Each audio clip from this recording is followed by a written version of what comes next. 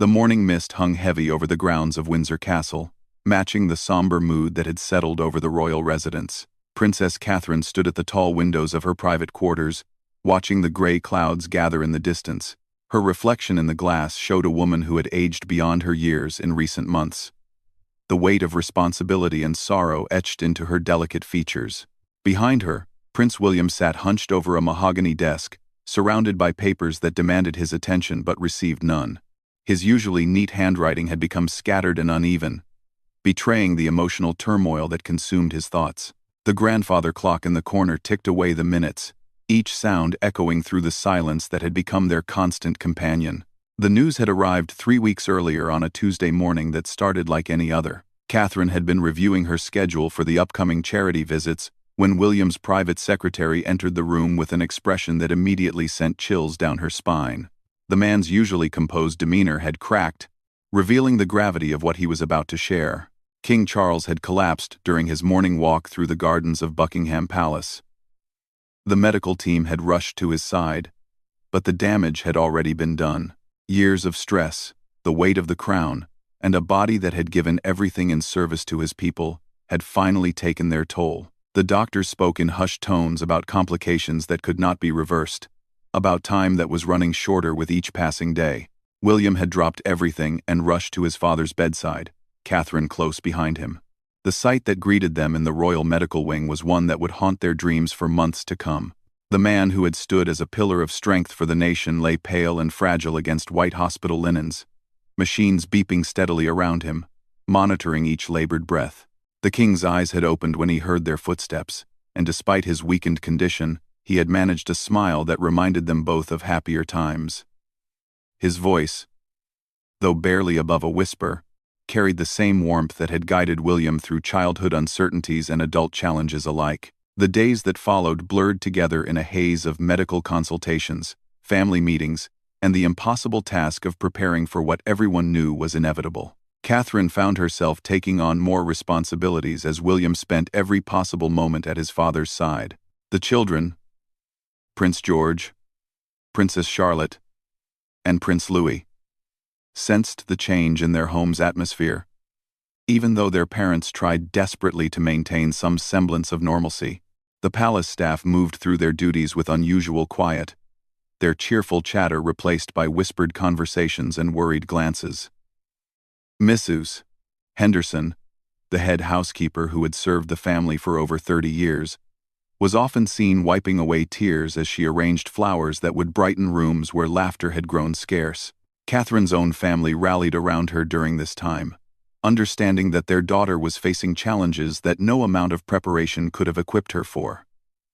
Her mother, Carol Middleton, arrived at Kensington Palace with homemade meals and gentle hugs, knowing that sometimes the simplest gestures carried the most meaning.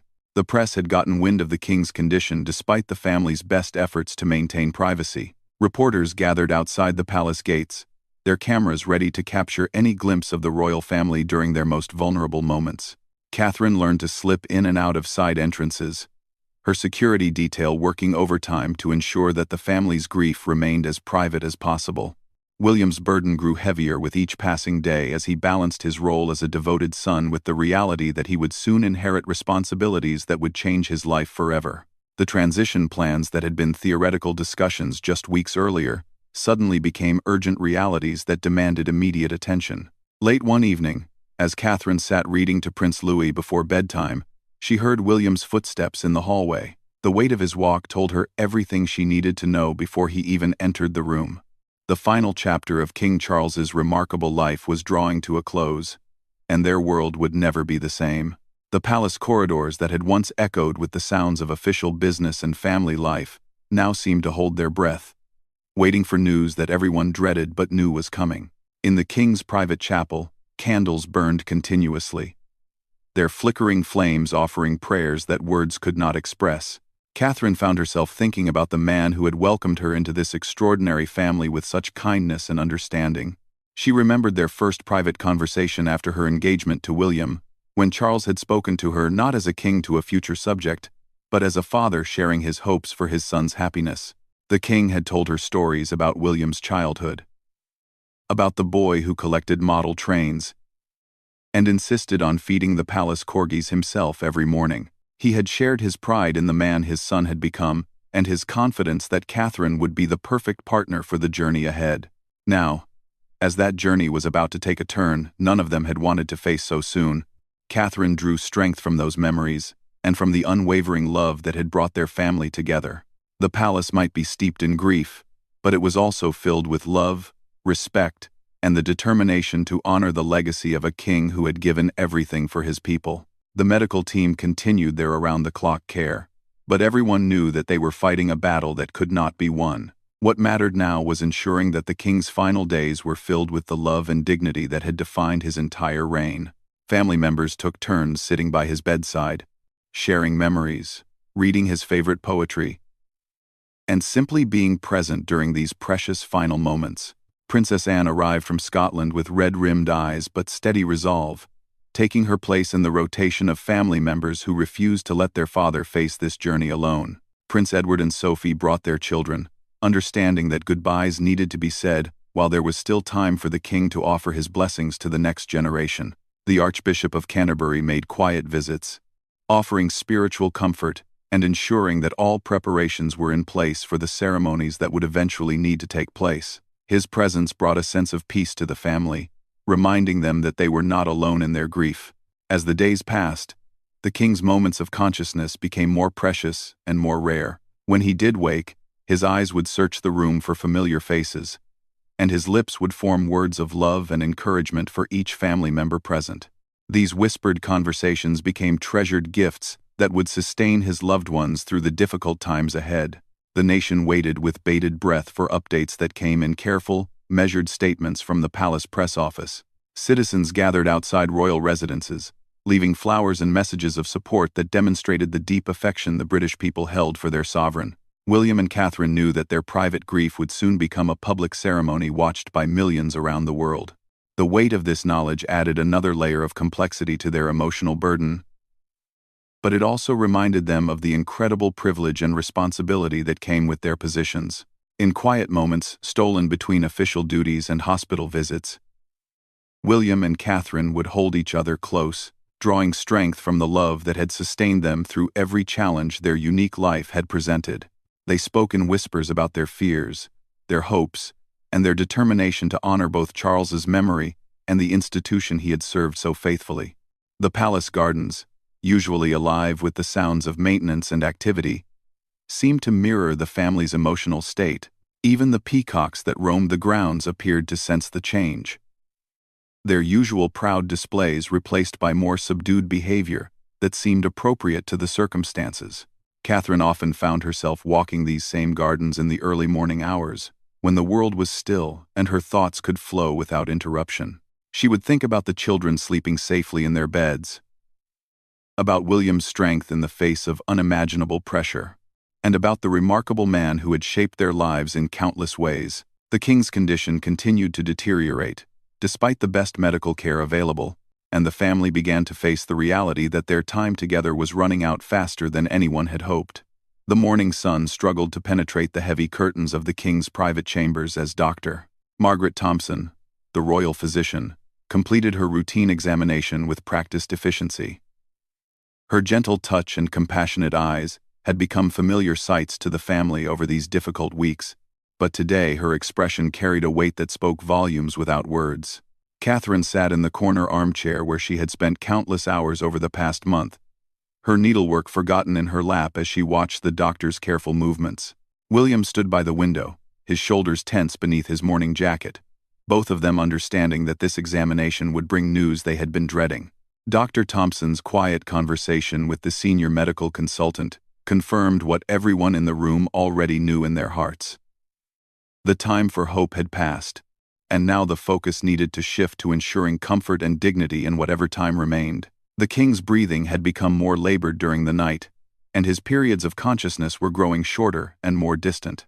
Prince George had asked to see his grandfather that morning, displaying a maturity beyond his young years as he seemed to sense the gravity of the situation. Catherine had carefully prepared him for what he might observe, explaining that Grandpa Charles was very sick and might not be able to talk much, but that their love could still reach him even if he couldn't respond. The boy had stood quietly beside the hospital bed, his small hand gently touching his grandfather's arm while he spoke about his recent school projects and football matches. The king's eyes had fluttered open briefly during this visit, focusing on his grandson's face with an expression of pure love that brought tears to every adult witness in the room.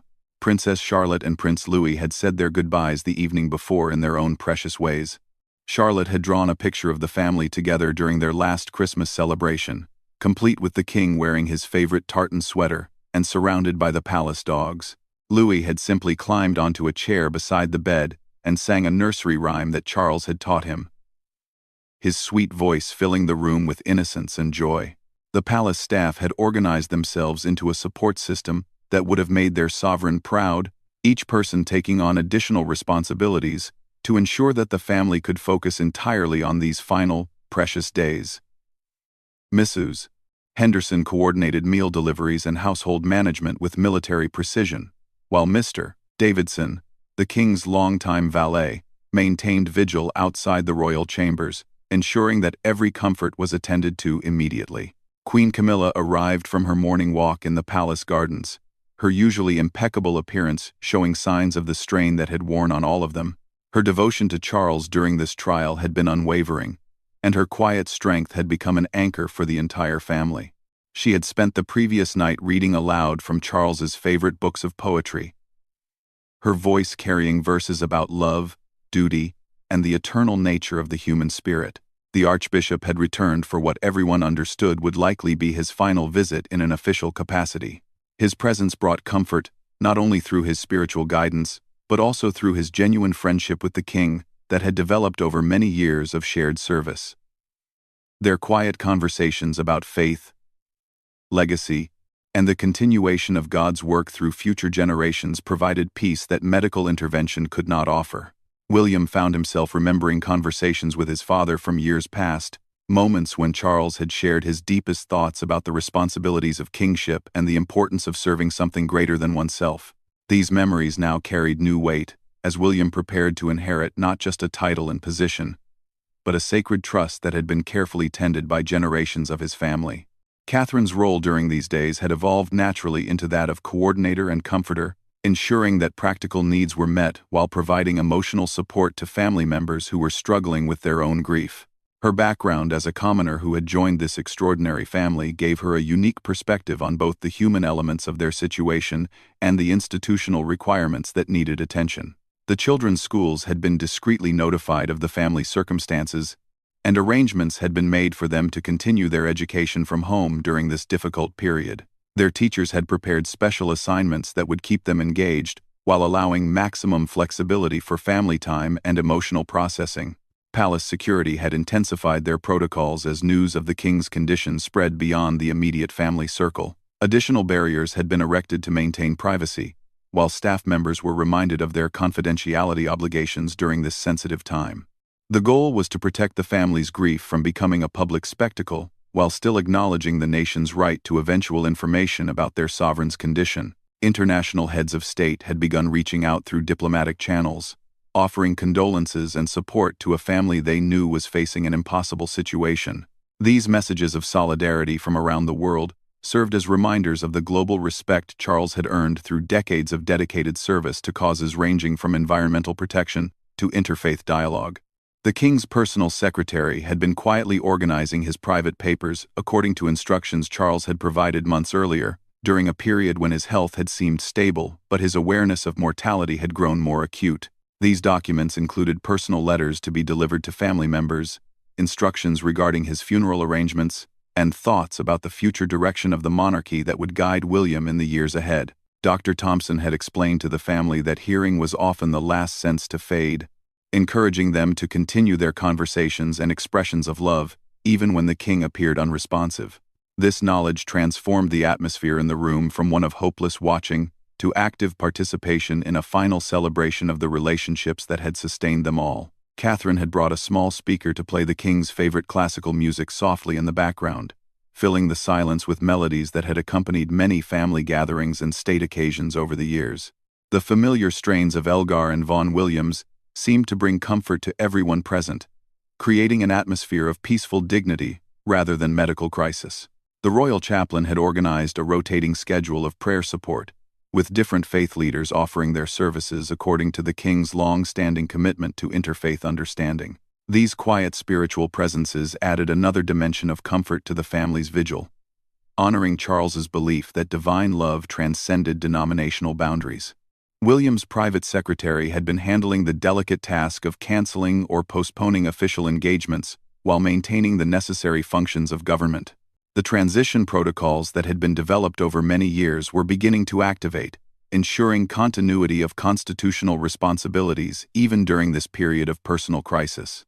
The king's beloved gardens had become a place of solace for family members who needed brief respites from the intensity of the bedside vigil. Catherine often walked the rose gardens that Charles had personally designed, finding peace among the flowers he had chosen and nurtured over many years. These moments of natural beauty provided necessary balance to the medical environment that had dominated their days.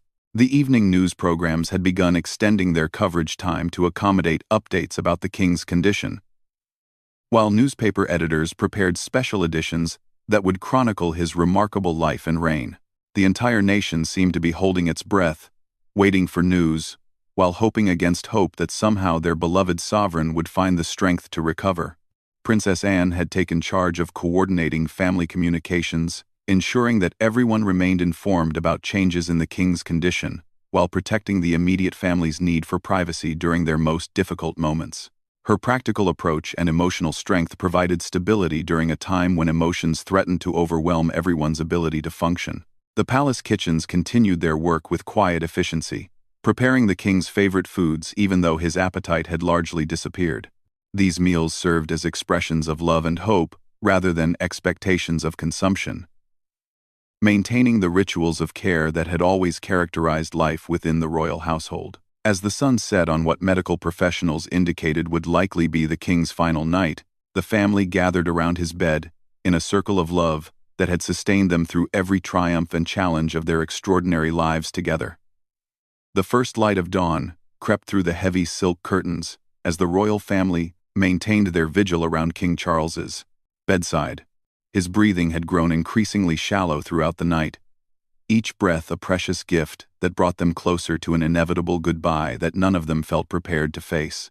Catherine held William's hand tightly as they sat together in chairs that had been arranged in a semicircle around the bed. Queen Camilla occupied the place closest to her husband, her fingers gently stroking his hand while she whispered words of love and encouragement that seemed to bring him comfort even in his unconscious state. The medical team had withdrawn to a respectful distance, understanding that their role had shifted from healing to supporting a family through their final moments together. Dr. Thompson remained nearby, monitoring the king's vital signs, while ensuring that his comfort was maintained at the highest possible level. Prince George sat quietly on his mother's lap, his young face serious and thoughtful as he processed the gravity of what was happening. His siblings were sleeping in a nearby sitting room under the watchful care of their nanny, having been allowed to say their final goodbyes the previous evening in their own innocent and heartfelt ways. The Archbishop sat in a corner chair with his prayer book open, occasionally reading familiar verses that had brought comfort to the royal family during many difficult moments throughout the years. His presence provided spiritual anchoring for everyone present, reminding them that love transcends physical existence and that the bonds they shared would endure beyond this earthly parting. Princess Anne held her father's other hand, her practical nature having given way to raw emotion as she faced the reality of losing the parent who had guided her through every stage of her life. Prince Edward and Sophie had arrived during the night, completing the circle of immediate family members who wanted to ensure that Charles would not face his final journey alone. The palace had taken on an almost mystical quality in the pre-dawn hours, as if the very walls were holding their breath in recognition of the historic moment that was unfolding. Staff members moved through the corridors with unusual quiet, their normal duties forgotten as they understood that their beloved sovereign was preparing to leave them. William found himself thinking about the conversation he had shared with his father just days earlier, when Charles had summoned the strength to offer final words of guidance about the responsibilities that would soon rest on William's shoulders. The king had spoken about the importance of remembering that the crown was not a burden to be endured, but a privilege to be treasured, an opportunity to serve others in ways that few people would ever experience. The clock tower chimed 6 in the morning, its familiar sound somehow more profound on this day, when time seemed both infinite and desperately short. Catherine squeezed William's hand as they both noticed the subtle change in the king's breathing pattern that Dr. Thompson had prepared them to recognize. Queen Camilla leaned closer to her husband's ear, speaking words of love that were meant for him alone. Her voice steady despite the tears that had been flowing silently down her cheeks throughout the long night. Her devotion during these final hours exemplified the depth of love that had sustained their marriage through years of public service and private challenge. The king's eyes fluttered open one final time, focusing with surprising clarity on the faces of his loved ones gathered around him. For a brief moment, his expression conveyed recognition, love, and a peaceful acceptance that brought comfort to everyone present. His lips moved almost imperceptibly, forming words that looked like, "Thank you," before his eyes closed again with a serenity that spoke of a life well lived and a duty faithfully discharged. William felt his father's hand squeeze his with gentle pressure, a final communication between father and son that needed no words to convey its meaning. The weight of generations of royal responsibility passed between them in that touch, along with the love and confidence that would sustain William through the challenges that lay ahead. At exactly 23 minutes past 6 on a Tuesday morning, King Charles III drew his final breath, surrounded by the love of his family and the dignity that had characterized every moment of his remarkable life. The room fell into a profound silence that seemed to acknowledge the passing of not just a beloved family member, but a sovereign who had dedicated his entire existence to serving others. Dr. Thompson performed her final professional duty with gentle efficiency, confirming what everyone already understood while maintaining the respect and dignity that the moment demanded. The time of death was recorded quietly, marking the end of a reign and the beginning of a new chapter in the long history of the British monarchy. The Archbishop offered a prayer of thanksgiving for the king's life and service, his words bringing comfort to a family whose grief was about to become a shared national experience. The familiar liturgy provided structure to emotions that threatened to overwhelm everyone present, creating space for both sorrow and celebration of a life that had touched millions of people around the world. William stood slowly, the weight of his new responsibilities settling on his shoulders, even as his heart broke for the loss of his father. Catherine rose beside him, her steady presence reminding him that he would not face the future alone, that their partnership would sustain them through whatever challenges awaited the new reign. Queen Camilla remained beside her husband's still form, her hand continuing to rest on his as she said her own private farewell to the man who had brought such joy and purpose to her life. Her quiet dignity in these moments exemplified the grace that had made her such a valued member of the royal family. The news of the king's passing would soon need to be shared with the world, but for now, the family allowed themselves these precious private moments to begin processing their grief and preparing for the ceremonial duties that would soon consume their lives. The palace press secretary had been notified, and plans that had been carefully developed over many months would soon be set into motion. The children were gently awakened and brought to say their final goodbyes to their grandfather, their innocent questions and observations providing moments of unexpected lightness during the overwhelming sadness of the morning. Prince Louis asked if Grandpa Charles would be able to see the flowers they had picked for him from the garden, and Princess Charlotte wanted to know if he would remember the songs they had sung together. Palace staff members began the complex process of implementing the protocols that would transform this private family tragedy into the public ceremonies that would allow the nation to share in honoring their departed sovereign. Phone calls were made to government officials, diplomatic representatives, and religious leaders who would play roles in the elaborate farewell that would unfold over the coming days. The flag above Buckingham Palace was lowered to half-mast, a visual signal to the watching world that the Carolian era had come to an end. Similar flags across the Commonwealth realms would soon follow suit, creating a global symbol of respect and mourning for a king who had served with distinction and dedication. William's first official act as the new sovereign was to approve the statement that would be released to the world, announcing his father's death and requesting privacy for the family as they grieved their personal loss while preparing for the public ceremonies to come. His words reflected both the deep sorrow of a son and the dignity expected from a new monarch facing his first crisis. The royal household staff gathered in the main hallway to receive official confirmation of what they had suspected throughout the night. Mrs.